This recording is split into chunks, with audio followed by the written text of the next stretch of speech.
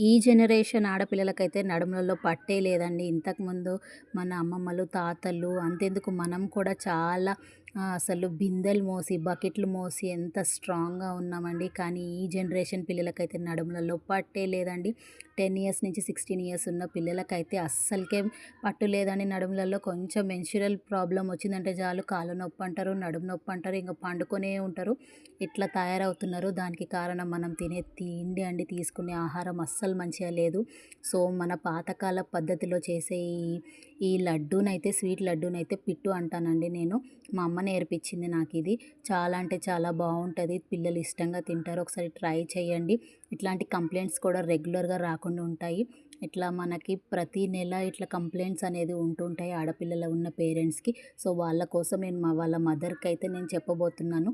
ఏంటి అంటే నేను చూపిస్తున్నట్టు ప్రాసెస్‌లో మీరైతే తీసుకొని ప్రతి నెల ఒక్కసారన్నా ఇది చేసి పెట్టండి. చాలా అంటే చాలా మంచి రిజల్ట్ ఉంటుంది. కొంచెం స్ట్రాంగ్‌గా తయారవుతారు పిల్లలు. ఏం కావాలి అంటే దానికి కావాల్సినవి బియ్యం అండి. బియ్యంని దోరగా ఏంపేసుకొని మంచిగా గ్రైండ్ చేయాలండి. అంటే బరకగా చేయాలి. పొడిలాగా చేయొద్దు.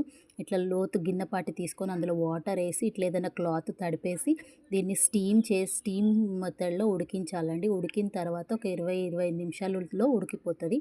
ఉడికిన తర్వాత దీన్ని తీసుకొని మనము తురిమి పెట్టుకున్న బెల్లమన్నా తీసుకోవచ్చు. లేదంటే బెల్లం పౌడర్ అన్నా తీసుకోవచ్చు. ఇంకొకటి ఎండు కొబ్బరి పొడి చేసుకున్నానండి. అది కూడా యాడ్ చేసుకున్నాను. ఈ 3 ఇంగ్రీడియెంట్స్ ఏసిన తర్వాత మెయిన్ ఇంగ్రీడియెంట్ నెయ్యి అండి. ఇది లేకపోతే అస్సలు టేస్ట్ ఉండదు. ఒకవేళ నెయ్యి తినని వాళ్ళు ఎవరైనా ఉంటే మనము కూరలలో వండుకునే ఆయిల్ కూడా వేసుకోవచ్చు. ఇట్లా లడ్డూల్లాగా ప్రిపేర్ చేసి నెలకొకటని ఇవ్వండి. మన పిల్లలు స్ట్రాంగ్‌గా తయారవుతారు. నచ్చితే ఒక లైక్ ఇచ్చేసుకోండి మరి. బాయ్.